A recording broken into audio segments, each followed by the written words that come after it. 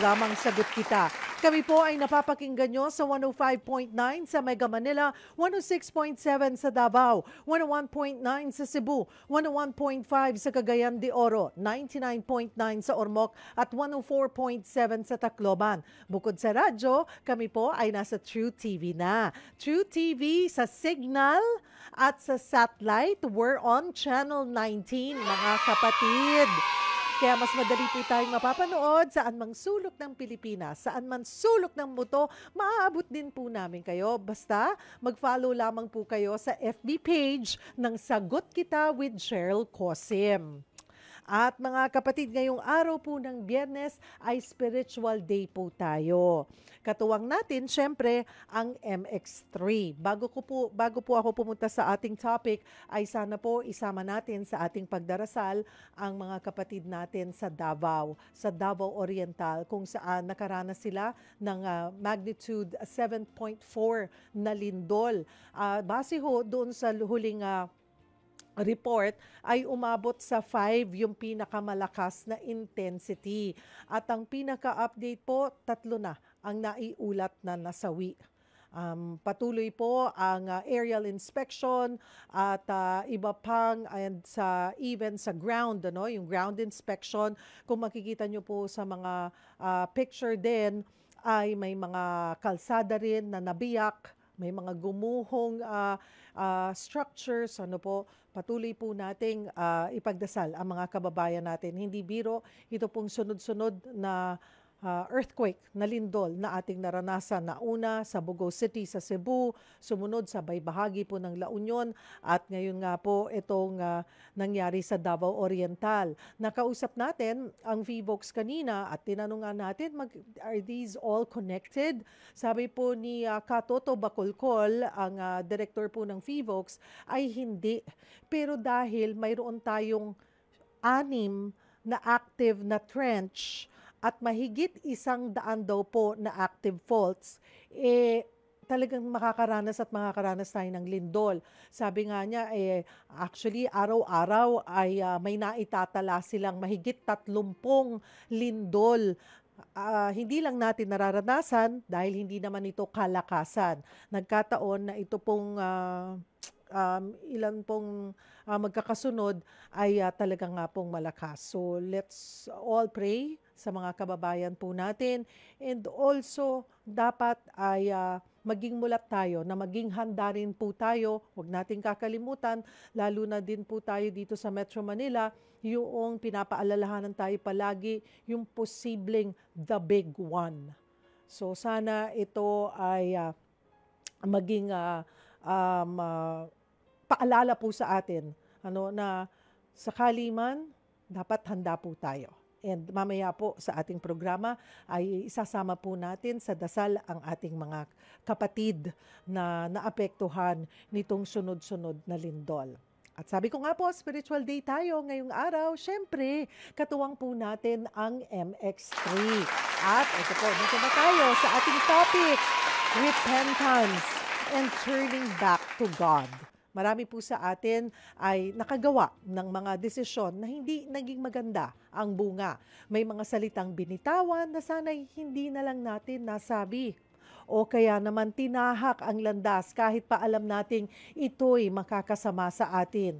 Minsan, kahit kapakanan ng ibang tao nadadamay dahil sa pagpili nating gumawa ng mali. Kaya kapag narinig natin ang salitang pagsisisi o repentance, agad na pumapasok sa isip ang bigat ng pagkakamali at ang salitang sorry. Pero ang totoo, repentance is not just about saying the word sorry. Ito po'y pagbabalik loob sa Diyos, pagbabago ng isip at puso at pagtahak muli sa tamang landas. Simulan natin ang usapang tutulong po sa ating magnilay-nilay para muling makabangon, magtiwala at magbalik loob sa Panginoon. Lahat po ng ito makakaya natin dahil sagot tayo ni God. Ang ating question of the day, anong desisyon sa buhay mo ang pinagsisihan mo? Baka gusto nyo pong i-share sa amin. I-post nyo po yan sa ating Facebook page, Sagot Kita with Cheryl Cosim, FB page mga kapatid. At baka isa ho kayo sa 5 makatanggap ng gift pack mula po sa MX3. Iba-iba pong produkto yan at hindi mawawala ang Holy Bible o kaya ay Daily Bread. Dahil sa MX3, dito ako believe. Simulan natin ang ating talakayan mga kapatid. Live via StreamYard, si Pastor Alex Moniz mula po sa Community of Praise Parañaque. Magandang hapon po sa inyo, Pastor Alex. Good to have you again. Magandang hapon, Ma'am Cheryl. Good afternoon to everyone. Alam nyo yung topic po natin ngayon ay ito ay isang bagay na kailangan ng ating mga puso. Pero hindi lahat gustong harapin ang repentance. Sabi nyo nga, hindi ito yung pagsabi mo lang ng sorry, pero ito yung pagtalikod mo sa kasalanan at bumalik sa Panginoon. Kahit ganon. Kasi ngayon, madalas natin marinig yung follow your heart, sabi ng mundo. Pero yung Bible kasi, it gives us something better na instead of following our heart, we surrender it to God at pwede niyang i-renew yung ating mga puso. At yan nga po yung ating tatalakayin ngayong hapon. No, kung last week pinag-usapan natin honesty, ito pagsisisi naman or repentance, ano, Pastor Alex. Okay, para malinaw, Pastor Alex, sa ating mga taga-subaybay, ano nga ba yung tunay na kahulugan ng repentance ayon po sa Biblia? Ang repentance po kasi, taking it mula dun sa sinabi ninyo na hindi lang ito yung sorry. Of course, mahalaga yung magsusorry ka kasi ito yung pag-amin dun sa yung maling nagawa mo, aaminin mo. Pero hindi siya natitigil dun. Ang repentance kasi ay yung pagtalikod mo sa kasalanan at pagsunod mo sa Diyos. Nakasulat po sa Bible, Acts 3:19, repent, sabi niya nung una. Pero turn to God so that your sins may be wiped out. It is not only forgiven, it is wiped out. Magkakalimutan, clean slate, wala ka ng kasalanan. Tapos yung susunod, that times of refreshing may come from the Lord. Ibig sabihin, yung pasanin, yung bigat, yung sakit, anything na connected dun sa mali na nagawa mo, buburahin ng Panginoon lahat yan. Yun po ang repentance. Sinasabi po na iba ang remorse sa repentance. Ano po ang kaibahan ng simpleng pagsisisi sa pagbabalik loob nga po? Madali po. Ang remorse po kasi ay sumusunod sa pagsorry niyan. Pero repentance returns to God, remorse returns to yourself.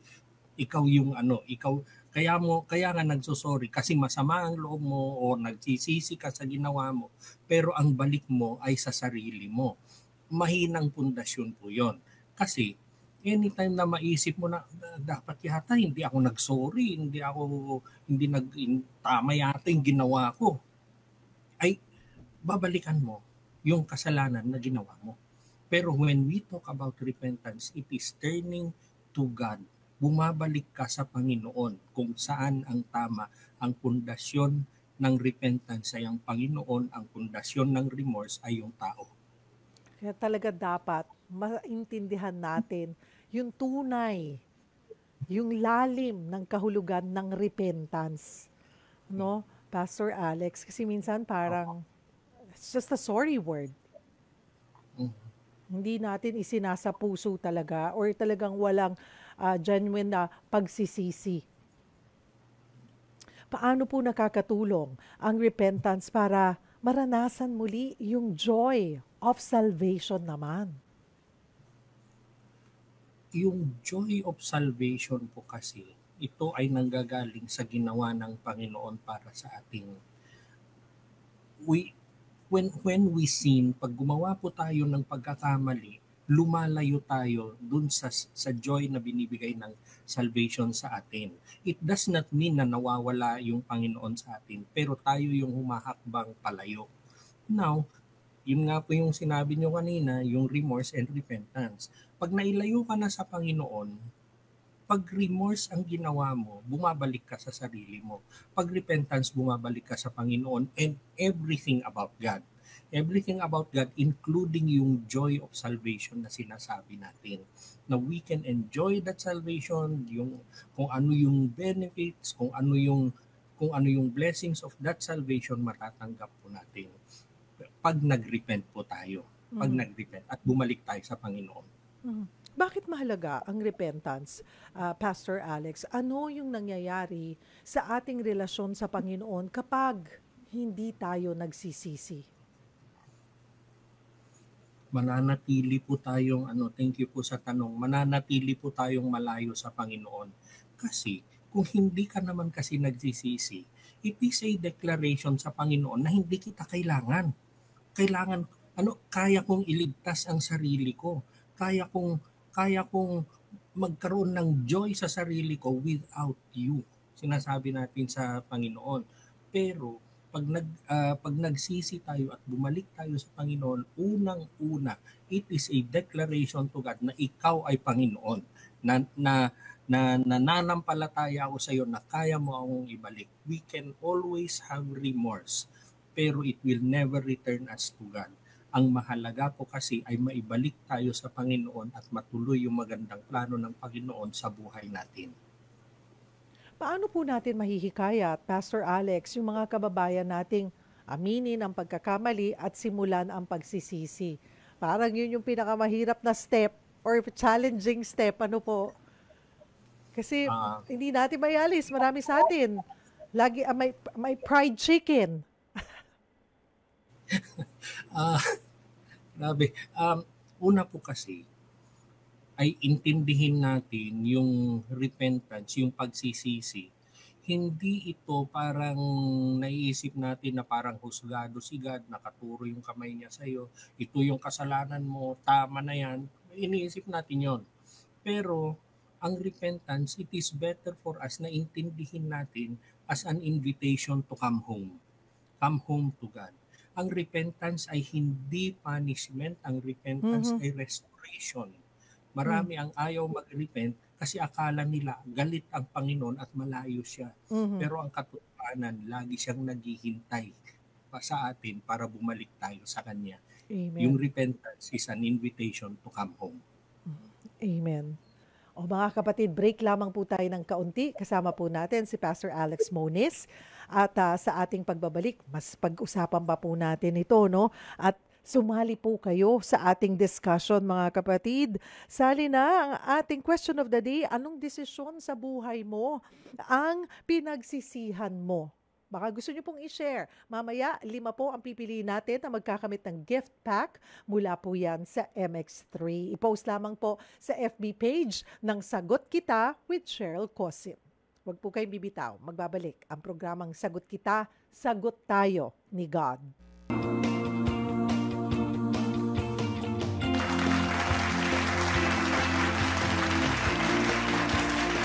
Nagbabalik po ang programang Sagot Kita. Ako si Cheryl Cosim at ang ating question of the day, anong desisyon nyo sa buhay ang pinagsisisihan nyo? Post na po kayo sa FB page ng Sagot Kita with Cheryl Cosim. Diyan po kayo mag-post. 5 ang pipiliin natin na magkakamit ng gift pack mula po sa MX3. At ang pinag-uusapan pa rin po natin, repentance o pagsisisi. Kasama po natin si Pastor Alex Moniz mula sa Community of Praise Parañaque. Pastor Alex.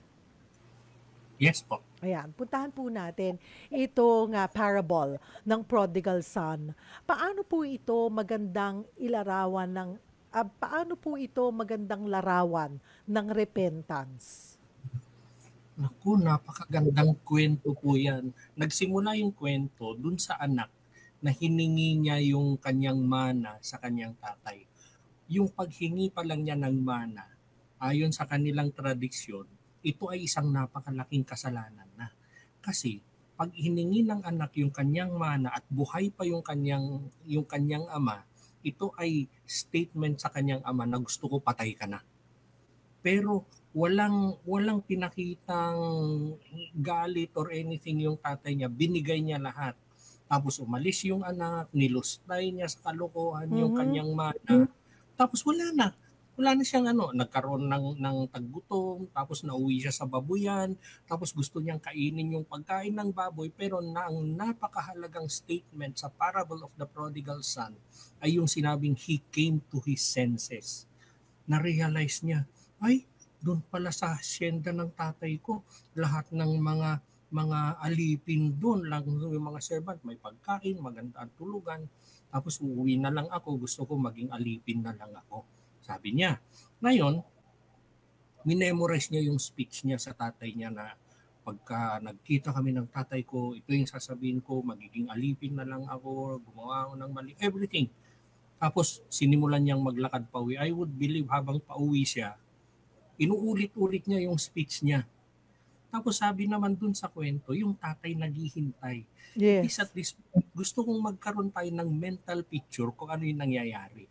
Imagine natin yung tatay, nandun siya sa bakod ng kanyang hacienda, nakatingin siya dun sa kalsada na sana umuwi na yung anak ko, araw-araw, sana umuwi na yung anak ko. Tapos one day, merong naglalakad. Nakita niya, ay, anak ko yun. Anong ginawa niya? Lumabas sa asyenda, tumakbo siya, sinalubong niya yung Mhm. kanyang anak. Tapos nung nakita niya yung kanyang anak, eto na si anak. Nandito na yung speech niya. Now, I want us to understand kung ano yung nangyayari kasi tumakbo siya. Ibig sabihin, kung tumakbo siya, nasa likod niya ang asyenda, nasa likod niya yung mga servant niya, yung mga alipin niya. Mhm. Nung nagkita sila ng kanyang anak, eto na, magi-speech niya yung anak. Ito na, nagkasala po ako, ganito na, so mas mabuti pa dito, alipin na. Anong sabi sa Bible? Sumarap yung tatay sa kanyang mga alipin. Bigyan nyo ng singsing, tsinelas, bigyan nyo ng damit, itong anak ko. Sabi niya, nagpapaliwanag pa lang yung anak, tumalikod ang ama.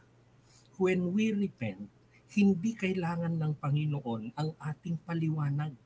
Ang gusto niya tayo. Ang gusto niya tayo. And when we repent, hindi mo palang nabubuo kung ano yung repentance na gusto mong mangyari, sasalubungin ka na ng Panginoon, i-restore ka na Mhm. niya. Ganun po yung prodigal son. Ganun din po tayo when we repent. Huwag na po tayong magpaliwanag.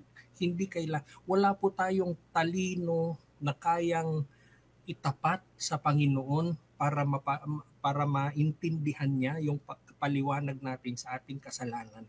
Ang gusto lang niya, bumalik tayo.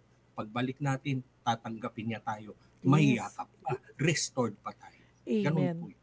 Ganun ano, ganun talaga Pastor Alex, magmahal ang ating Panginoon.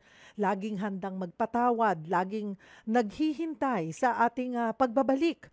Walang kasalanang hindi kayang burahin ng kanyang awa. Walang layo na hindi kayang abutin ng kanyang yakap. Kung sa mga sandaling ito po ay pakiramdam natin nalayo tayo sa Panginoon, siguro dapat lagi nating tandaan, wag nating kalimutan na hindi pa huli para umuwi. Laging naghihintay ang ating Panginoon po sa atin. No, Pastor Alex? Amen. Opo. Mhm. Naghihintay po siya lagi yung ating ama, parang yung prodigal son, prodigal father nga eh. Nakabantay siya dun sa bakod, naghihintay lang. Andun lahat yung kayamanan niya, andun lahat yung mga alipin niya. Pero ang gusto ko yung anak ko. At kung sino man sa atin yung meron tayong dala-dala ngayon na kailangan natin isuko sa Panginoon, imagine mo yung tatay mo, hinihintay ka, gusto ko yung anak ko. Hindi niya kailangan ang paliwanag mo, hindi niya kailangan na isa-isahin mo yung kasalanan mo, ang kailangan niya bumalik ka. Yun lang. Pero Pastor Alex, ano po yung panganib kung patuloy tayong nabubuhay ng walang pagsisisi? Ito ba yung hardening of the heart? Ay, opo, mahirap po yun. Kasi kung ayaw nating magsisi, ito naman ay gumagawa tayo ng dahilan sa ating mga sarili para siguro maibsan or gumaan kung ano yung kasalanan na nagawa natin. Sabi ng Panginoon, I am the way, the truth, and the life. Ako yung katotohanan, pero tinatapatan mo siya. Kung yan ang katotohanan mo, meron akong sariling katotohanan. Kung akala mo Savior ka, kaya kong isave ang sarili ko. Nabubulag ka na sa mga ginawa mo, Tapos yun nga, yung hardening of the heart na nangyayari sa atin, ang kasalanan. Pag ito ay napabayaan, ay hindi lang maling gawain, ito ay parang isang kulungan na pati yung ating konsensya ay nawawalan na ng pakiramdam, hindi na alam ng ating konsensya kung ano yung tama at mali. Yung buhay na walang repentance ay isang buhay na walang kapayapaan, walang peace. Ang buhay na yon napakasikip ng mundo mo. Yung kasalanan na nagawa mo, kailangan mong pangatawanan. Kung kanino ka may atraso, tinataguan mo, wala kang peace. Parang yung nangyari kay Pharaoh. Pero habang dinidelay natin ang repentance, mas lumalalim ang ugat ng kasalanan na ayaw nating bitawan at ang dami ng nadadamay. Pag po nating payagan na maging matigas yung ating mga puso, tinatawag tayo ng Panginoon na umuwi na bumalik na ngayon. Yung patience ng Panginoon, yung patience niya, yun yung expression ng pagmamahal niya. Hindi ito permission para ituloy nating magkasala. Pakinggan po natin siya, bubalik po tayo sa ating Panginoon.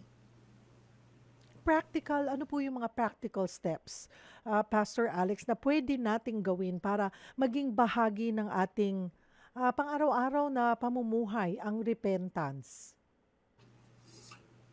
Thank you po. Thank you po, Ma'am Cheryl. Unang-una, magkaroon tayo ng tender and teachable heart. Huwag tayong makipagtigasan sa Panginoon.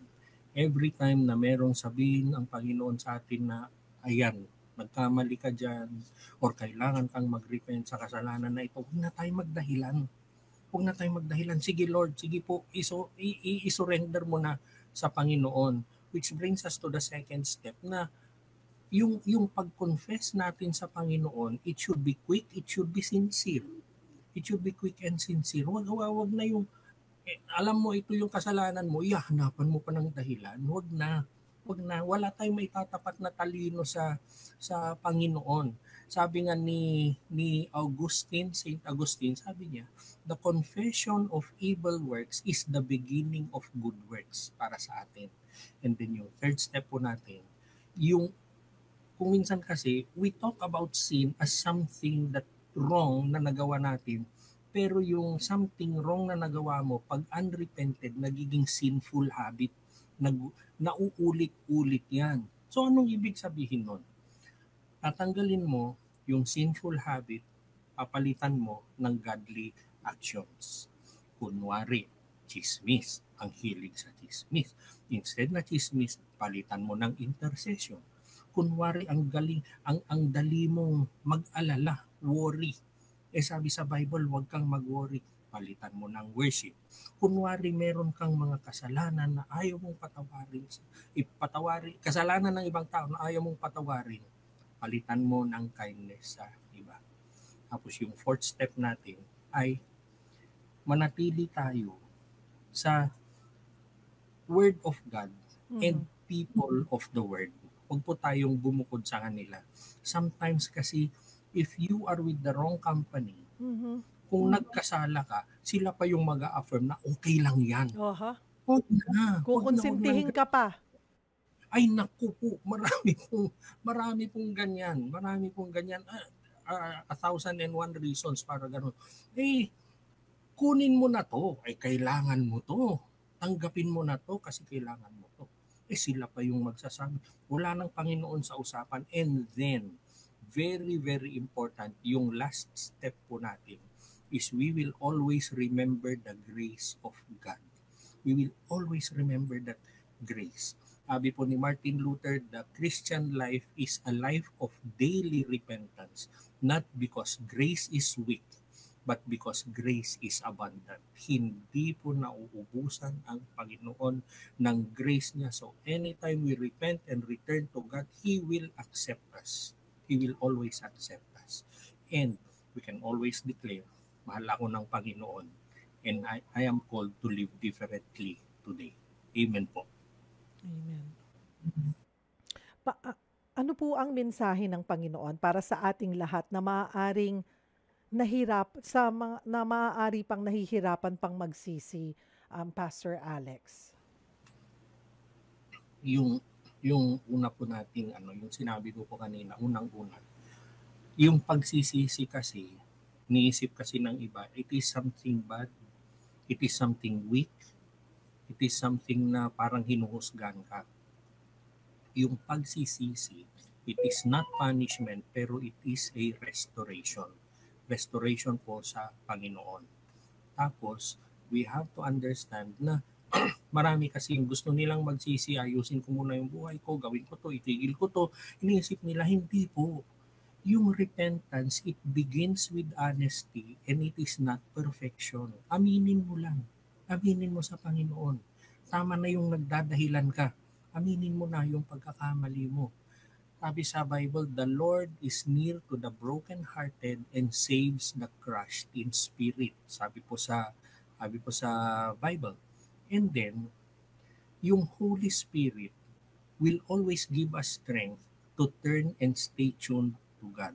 Once we repent, kasi yung repentance is even listening to the Holy Spirit. So, siya yung tutulong po sa atin para ititimon tayo sa tama. Ititimon tayo sa tama. So, wag natin kalimutan, 3 things po na na sinabi natin. Number 1, repentance is an invitation to come home. Sabi ko nga kanina, hindi siya punishment. Pakinggan natin yung ating Ama. Look at God, hindi siya as a judge, pero look at Him as a Father na araw-araw. Alam niyo yun, kumbaga parang araw-araw na nag-text sa'yo, anak, uwi ka na. Wala na tayong pag-uusapan, umuwi ka na. Yun lang. Sinasabi ng Panginoon, umuwi ka na. All I have in my kingdom, sa iyo ito. Imagine yung prodigal son, nilustay niya. Wala na lahat yun. Nauwi siya sa babuyan. Pero comes the father who is still telling him, umuwi ka na anak, hinihintay kita. Imagine God listening to you. Imagine God talking to you, umuwi ka na anak, ano man yung nagawa mo. You will never be too far from the grace of God. Yung repentance ay hindi patungkol sa bigat ng kasalanan na ginawa mo, pero ito ay patungkol sa pagmamahal ng Diyos sa iyo. Yan yung second natin. Nagsisimula siya, repentance is about honesty, hindi perfection.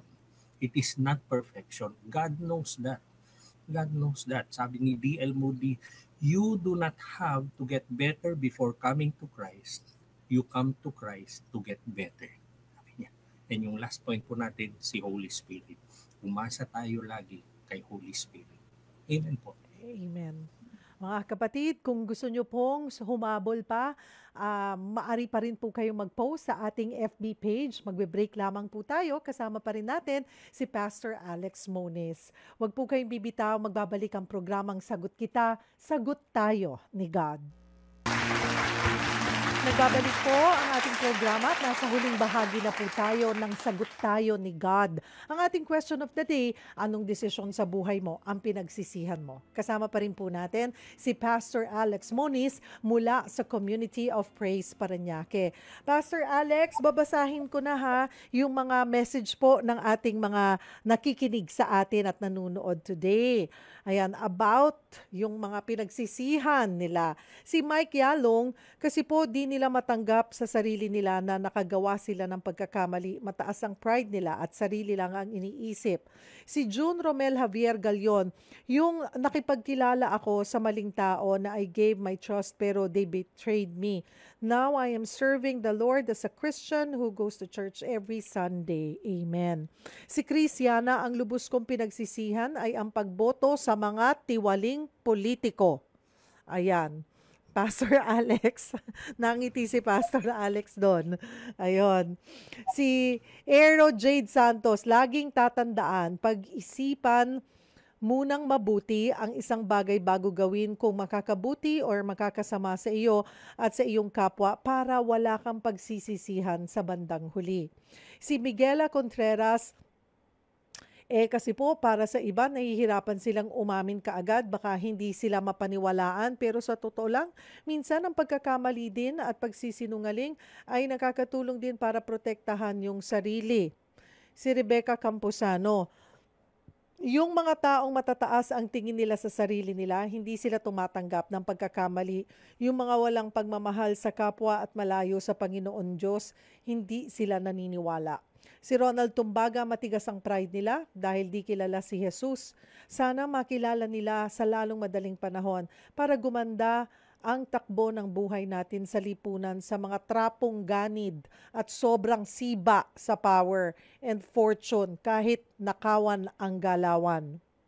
Si Anthony Guerrero, pinagsisihan ko po ay noong pinakasalan ko ang asawa ko na ngayon ay nasa kandungan ng iba. Na stroke lang ako, sumakabilang bahay na. Si Rowena Lorenzo, nasa huli po lagi ang pagsisisi. Hindi po ako nakikinig sa nanay ko nung bata pa ako. Ngayon, lahat ng sinabi niya, tama po lahat. Huwag po nating gawing dahilan na mag-sorry tapos gagawa ulit ng hindi maganda. Si Katrina, nagsisi ako sa kinuha kong course sa college kasi mga magulang ko ang sinunod ko.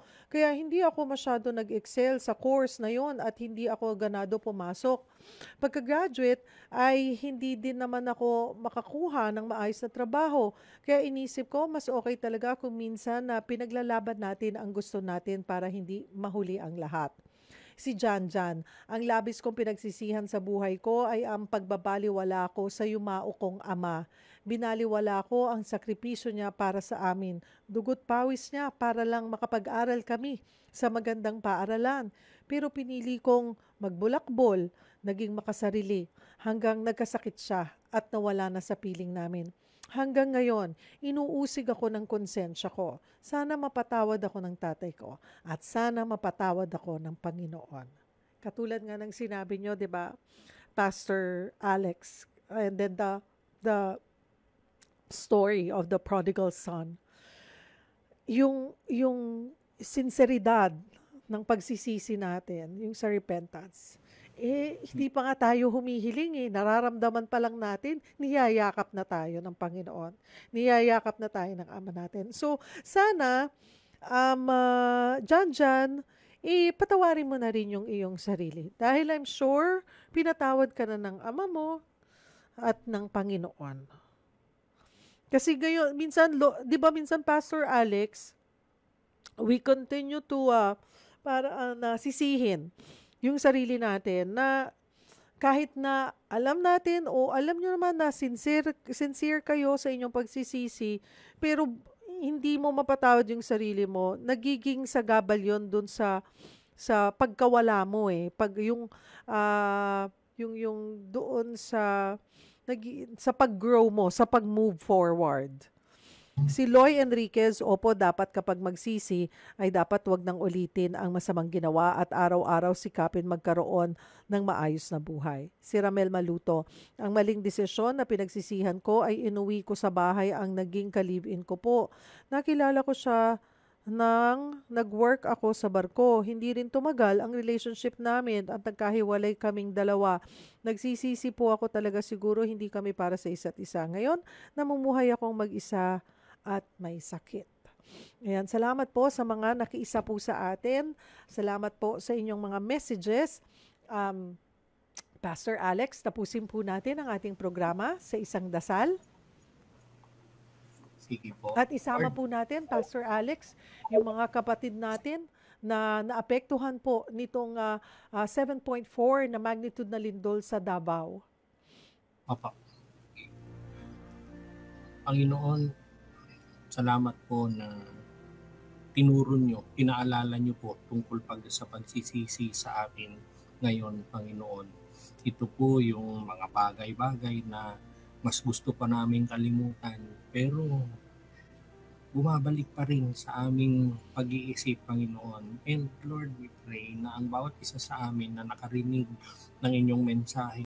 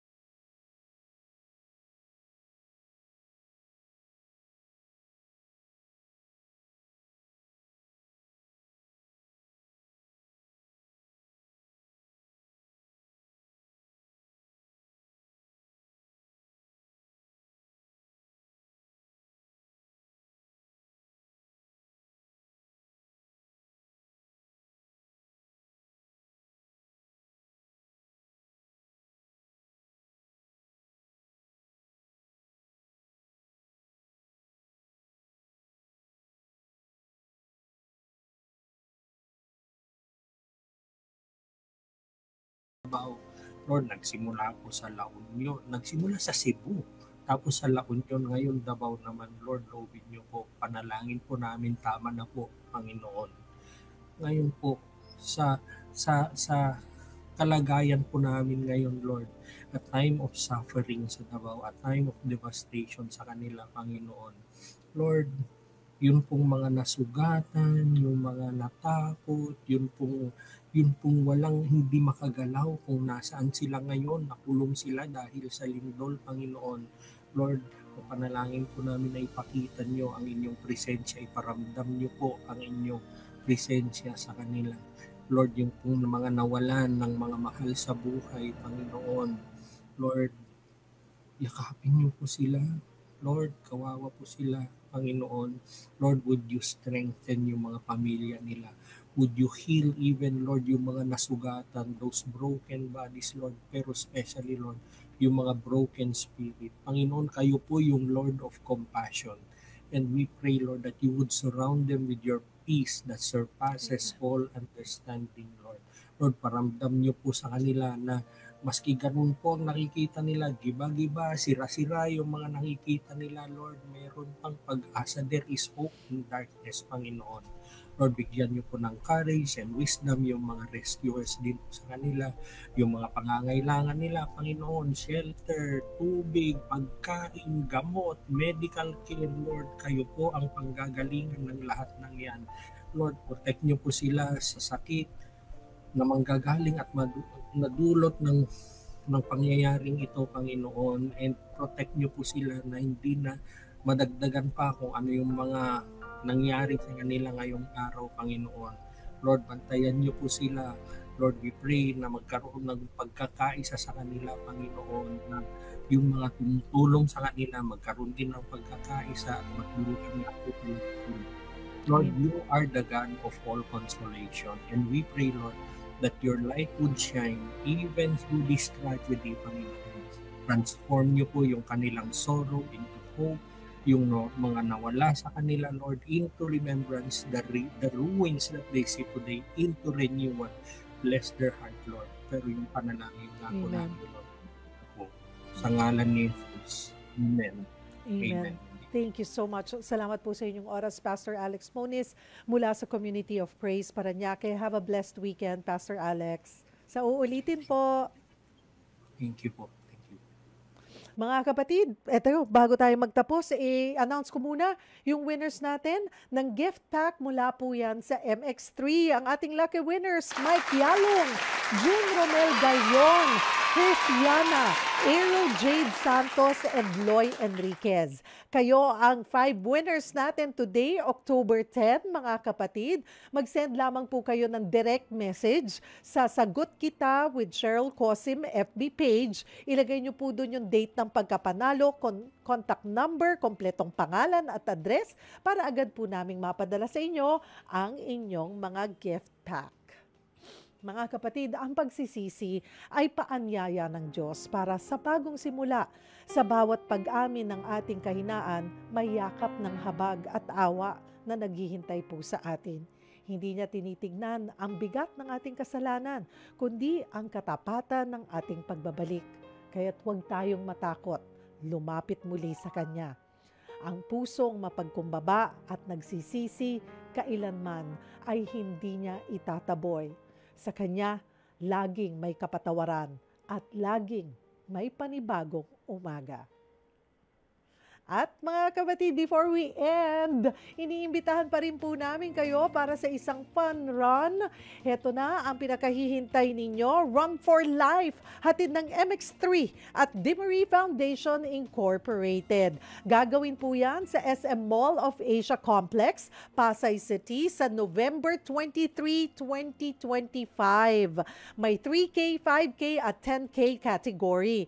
Kaya bitbitin na po ang buong pamilya, magkakaibigan at magkaka-opisina para makiisa sa Run for Life event. Lahat po ng proceeds ay mapupunta sa Dimery Foundation. Mga kapatid, let's run together, not just for fitness but for life and hope. Magkita-kita po tayo. Para magrehistro, puntahan lamang po yung link sa MX3 Natural Supplement website or sa kanila pong FB page. Diyan po nagtatapos ang isang oras na tanungan at sagutan. Ako po ang inyong kapatid, Cheryl Cosim. Have a blessed weekend. Spend quality time with your family. God bless everyone.